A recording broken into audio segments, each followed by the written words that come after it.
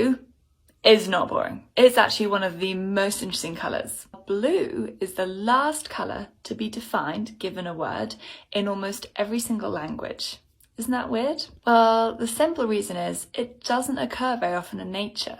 I know you're thinking of the sky. Well, I don't know if any of you live in the UK, but it's pretty much always grey here. What about birds? What about butterflies? Well, most of the time, they're not actually blue. They are faking it. Nature struggled so much to create the colour that the feathers and wings are cheating, and they refract and reflect light and trap it in a way that it looks like blue, but it's fake. Lapis lazuli is a beautiful blue semi-precious stone that is one of the rare naturally occurring true blues, and in its heyday it was as priceless as gold. So the ancient Egyptians are one of the few cultures to have an early word for the colour blue. Why? Well, they were one of the only cultures to ever create a dye for the colour blue, and they had access to lapis lazuli. Okay, so if you don't work for Crayola and you don't work for Pantone, you probably don't need to know the difference between your battery charged blue and your bolt blue. But if you're a designer or a creative, this would be really important for you, and it would really help for you to distinguish the difference between the shades of blue. And whilst it helps with your perception of the colour blue and its shades,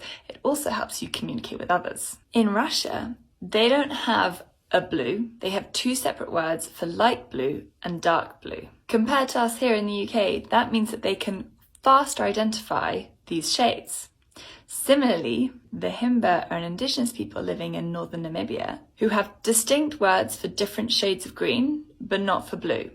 As a result, like the Russians, they're much faster at distinguishing between different shades of green than we are in the UK, but they're not so quick as distinguishing shades of blue from shades of green. So the precision of words we have access to is important. Blue is important.